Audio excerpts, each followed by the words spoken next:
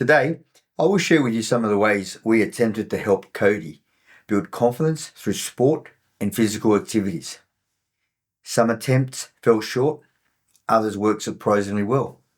But the last one, the way he went from wanting to hide in goals during his very first soccer season to stepping into a tougher league with older, bigger kids the very next year and walking away with the Clubman's Award, has a parental advisory, as it might shock some of you. First with judo. I had this vision of helping Cody outside of class. I bought mats, laid them down in a spare room, and thought, this is it. This is how I'll support him. I'll run him through the moves he was learning, thinking I was reinforcing his lessons. But the reality was very different. He'd lose interest almost instantly, wander off, or simply refuse to engage. I remember sitting there on those mats, frustrated, asking myself, what am I doing wrong? I wanted to help, but instead, I was pushing him away. Looking back now, I see it so clearly. I made it too serious, too structured, too much like work. Judo for him wasn't about perfecting technique. It was about having fun and being around other kids. What he needed wasn't another lesson from me. If I had approached it differently, if I had turned it into a playful wrestle, rolling around and laughing together, he might have naturally used the moves he knew without even realizing he was practicing. That was one of my first big lessons as a parent. When I made it about structure, he pulls away. When I made it about play, he engages. Now, swimming, completely different from judo. From the start, I decided it wasn't going to be about drills or lessons. It was going to be about play. Play in the pool. We wrestled, splashed, and laughed. I let him dunk my head under the water, and when he succeeded, his laughter was beautiful to experience. Then I gently returned the same, holding him close so he always knew he was safe. This was training, disguised as play, but it was also bonding, and it was trust. By turning the water into a playground instead of a place of pressure, Cody began to build a natural relationship with it. And that laughter, it wasn't just noise. It was confidence being born.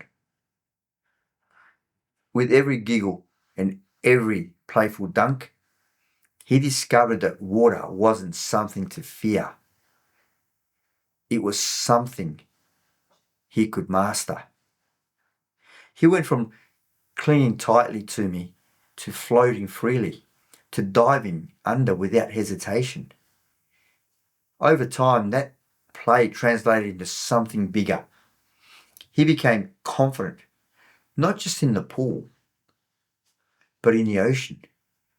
Strong enough and brave enough to take part in All Abilities Nippers surf lifesaving program. Now, looking back, I realized it was never about teaching him how to swim. It was about teaching him to trust himself in the water. And the road to that wasn't drills. It was fun and laughter. Other sports came and went. We tried skateboarding, roller skates, bikes. Each one lit him up with excitement for a couple of days before fading away. At first, I'll admit, it frustrated me. I wondered, what stops him from pushing through?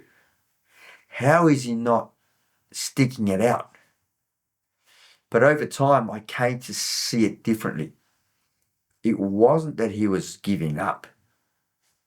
It was that these kind of sports are tough to master without someone beside you to copy, to chase, to compete with. For Cody, without that peer energy, that spark just fizzled. Now as a teenager, things have shifted. The scooter caught his attention, and this time it seems to have stuck.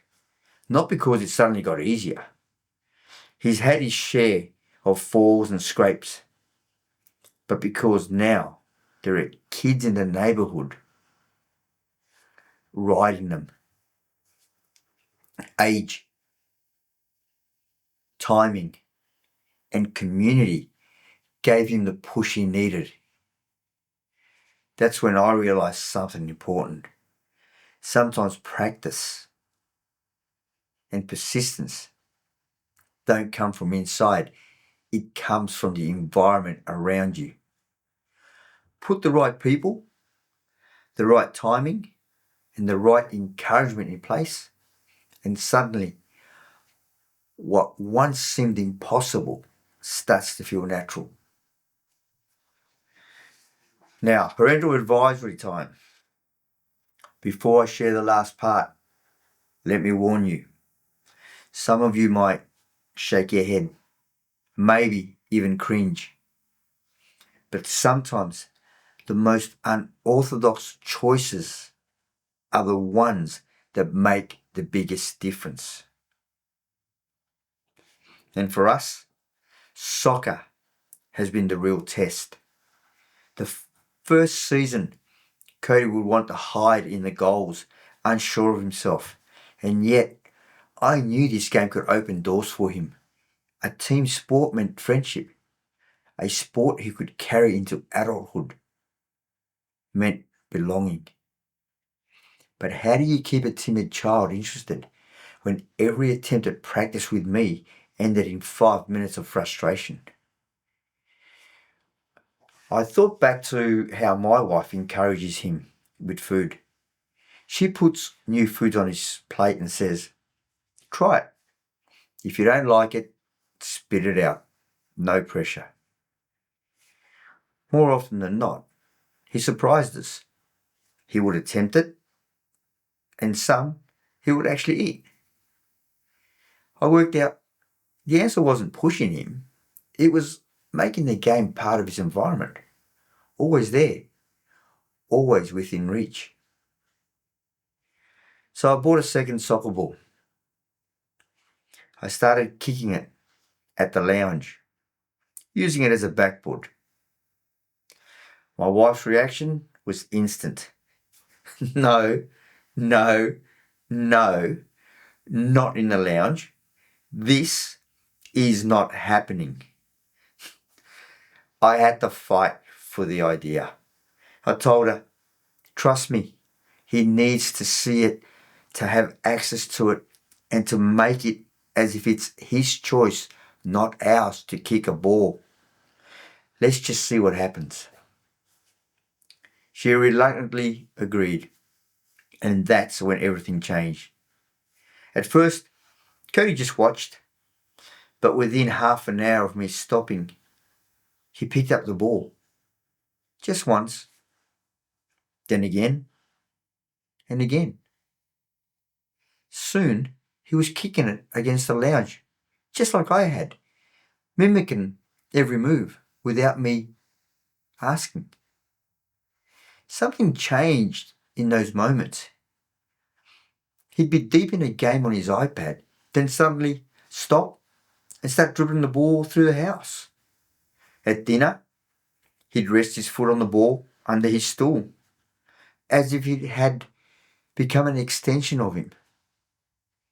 What started as curiosity turned into a daily ritual. The ball was no longer just a ball. It was his companion. And almost without me realizing it, a timid boy who once hidden goals was transforming. Confidence was taking root, not because I pushed him, but because he chose it. The game had become his choice. Yes, the couch took a beating. Yes, my wife's nerves were tested. But the reward, seeing his self-belief grow, owning the game, smiling, confident, is still worth it. Looking back, I realised the lesson wasn't about soccer. It was about environment. It was about creating space for play, no pressure or drills. And sometimes, to unlock confidence, you've got to be willing to let a ball fly across your lounge room. Thank you for joining us. And if this story resonated, share and subscribe to our channel. Leave us your thoughts on the comments, and we look forward to sharing more stories, insights, and learnings.